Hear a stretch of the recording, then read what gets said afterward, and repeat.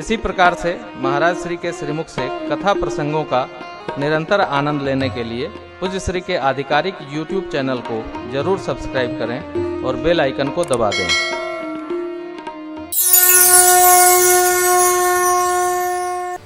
आज जिस कांड से कथा प्रारंभ होनी है उसका नाम है अयोध्या कांड। अयोध्या माने युवावस्था।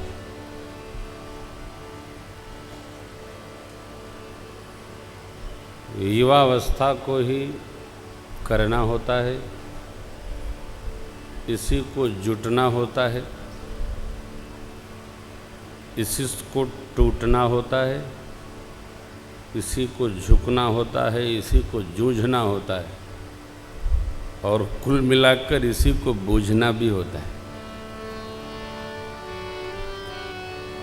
सब इसी को करना है।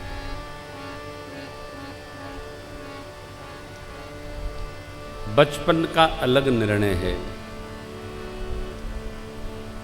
वृद्धावस्था की कुछ जरूरियां हैं तो कुछ मजबूरियां हैं। युवावस्था की कोई मजबूरी नहीं।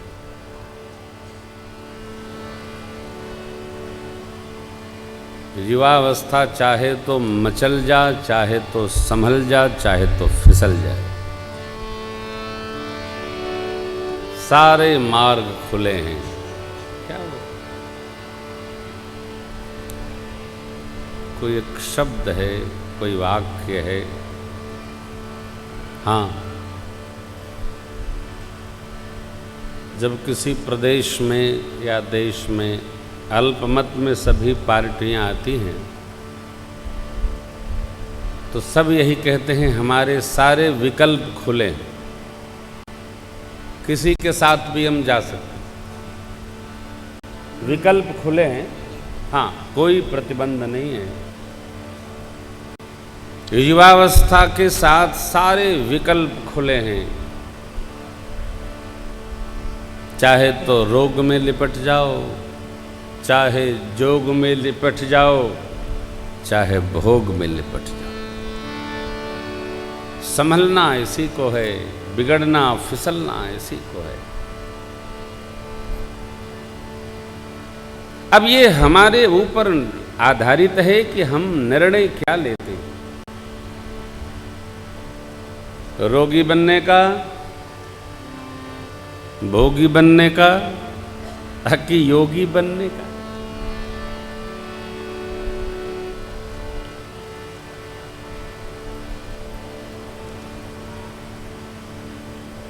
हमारे सनातन धर्म नहीं, हमारे मानव धर्म का यह स्वभाव है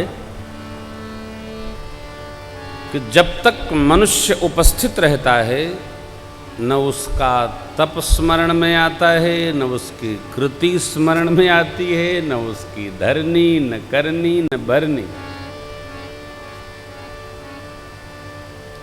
जब आदमी नहीं रहता है तो हमको उसका महत्व जानना पड़ता है। और ये कोई बहुत अच्छे व्यवहार का लक्षण नहीं।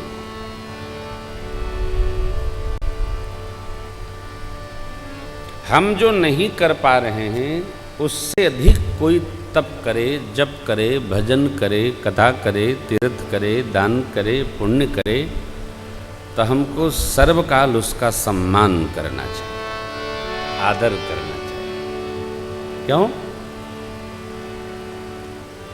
हम जो नहीं कर पा रहे हैं वो ये कर पा रहे हैं। आदर योग्य है, स्वागत योग्य है। रघुवंश की गाथा यूं नहीं है। इस वंश में ही तप करने की परंपरा है और जिस वंश में तप करने की परंपरा है उस वंश की कीर्ति गाथा युगों युगों गाती जाती रही। जिस शरीर में तप का अभ्यास है उस शरीर को लोग बहुत सम्मान करते हैं, आदर करते हैं, स्नेह करते हैं। श्री अयोध्या कांड के प्रारंभ में पूज्यपाद गोस्वामी जी ने शिव स्तुति की युगल स्वरूप की, बाबा की सगण वंदना की है। दर्शन करिए।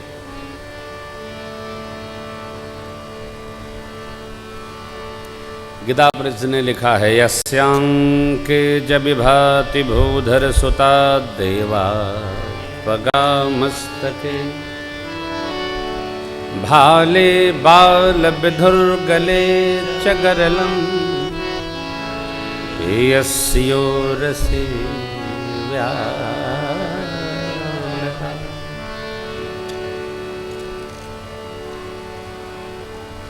सोयं भूति, बोलिए, विभूषणः सुरवरः सर्वाधिपः सर्वदा सर्वः सर्वगतः शिवः शशनिभः श्री शंकर।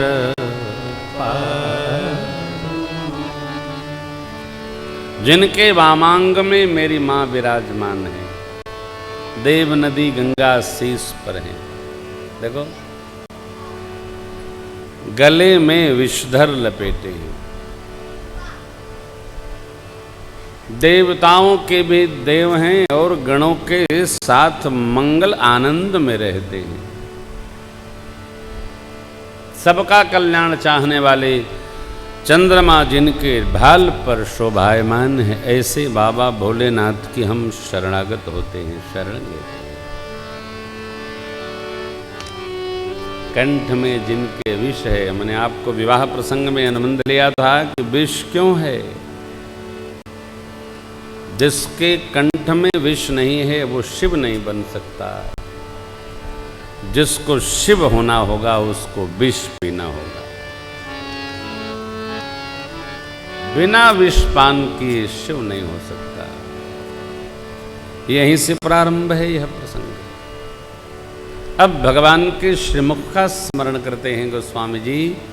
प्रसन्नतामया नगताभिषेकतः तथा नमले वनवासदुःखतः मुखं भुजश्री रघुनन्दनस्य मे सदास्तु सा मंजुल मंगल। अभिषेक होगा, प्रसन्न नहीं हुए, वनवास हो गया, मलिनता नहीं आई। क्यों नहीं आई? एक बात समझिएगा, मनुष्य का शरीर विकार निर्मित है।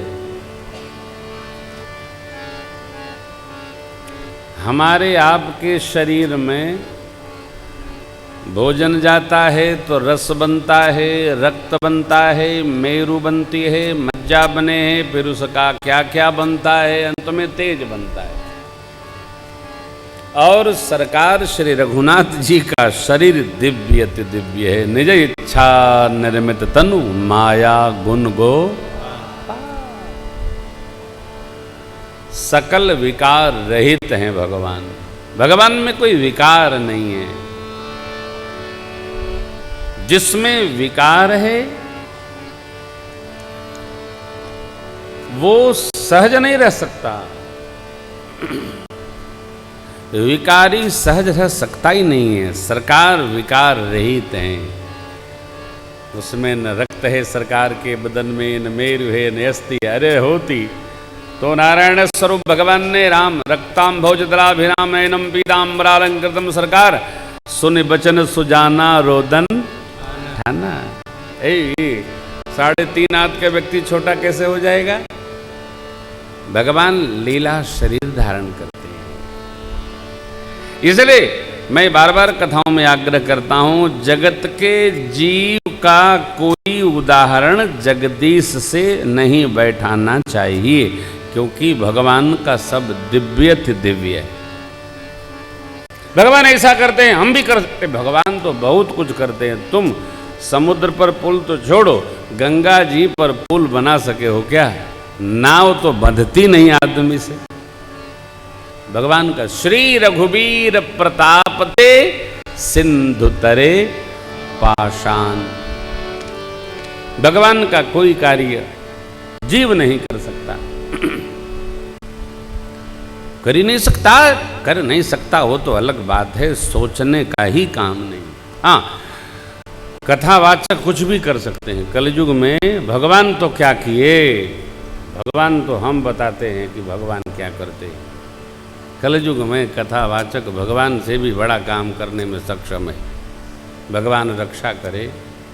आप श्रोता है, आप समझ लो, भगवान जो कर गए वो जीव को सोचना भी नहीं है, भगवान कर गए ऐसा समझकर आनंदित रहना है, कभी प्रयोग धर्मी नहीं होना। भगवान ने ऐसा किया, भगवान ही कर सकते हैं, जीव के बस का नहीं है। भगवान ही घर छोड़ करके 14 वर्ष वन में हो सकते हैं, जीव के बस का नहीं है। जीव तो रोने लगता है। सांझ को पिताजी ने कहा कि सॉल्ट लेक में जो फ्लैट है वो तुम्हारे नाम, और सवेरे होते पिताजी ने बुला के कहा सॉल्ट लेक वाला फ्लैट छोटे भाई को दे दो आप, ये आप जो जिसमें रहते हो यह 2 कमरा आपका। कोई मानेगा? कलयुग का जीव मानेगा? वो गदर मचेगा घर में, भगवान देखेंगे उतर के। क्यों? आदमी नहीं कर सकता, भगवान ही कर सकते हैं। और ध्यान रखिएगा, मेरी राम कथा में भगवान की जो लीला प्रारंभ हो रही है, ये कोई जीव के द्वारा नहीं, मंथरा के द्वारा नहीं, अरे भाभी के द्वारा नहीं, कई माँ के मांगने के द्वारा भी नहीं, ये सब राम कीन चाहे सोई सोई। राम जी की अपनी लीला है। राम जी ने अपने यहाँ भरद्वाज जी कहते हैं, सो भावी बस रानी अयानी करी कुचाल अंतहूँ पछितानी। भगवान नहीं करते, कौन करता? भगवान जिस लिए आए वो किए।